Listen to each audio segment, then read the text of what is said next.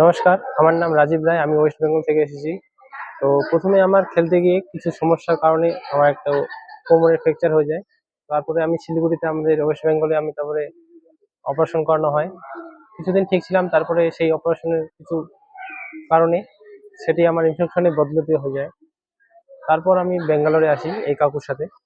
তারপরে ব্যাঙ্গালোরে আসার পরে আমাদের এই কিংরি হসপিটাল ব্যাঙ্গালোর, তারপরে এখানে ডক্টর অভিষেক মান্নেম স্যারের সাথে আলোচনা করে সেই সার্জারিটাকে আবার কি বলে রিটার্ন করলাম।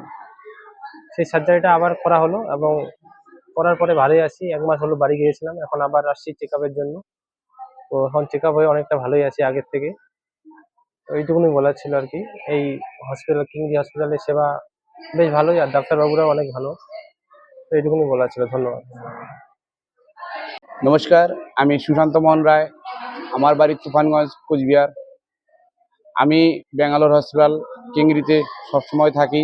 আজকে যে আমার পাশে যাকে দেখতে পাচ্ছেন, এর নাম রাজীব রায়। জলপাইগুড়ি বাড়ি। শিলিগুড়িতে একবার স্পাইনের সার্জারি হয়েছিল, পরে সেটা ইনফেকশন হয়ে গিয়ে পিছন দিকে ও ব্যান্ড হয়ে যায়। একে অ্যাম্বুলেন্সে করে এখানে আনার পরে আবার সার্জারি করিয়ে দেওয়া হয়।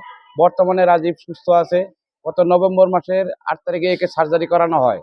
তারপরে বাড়িতে ইঞ্জেকশন চলার পরে 42 দিন ইঞ্জেকশন চলার পরে এখানে আসছে, এবার চেক আপ আসছে।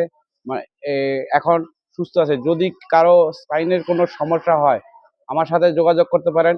ব্যাঙ্গালোরের স্পাইন কেয়ার স্পেশালিটি ডক্টর অভিষেক মান্নাম স্যার, উনি খুব কম খরচে স্পাইন কেয়ারের সার্জারিটা করে দেন। নমস্কার।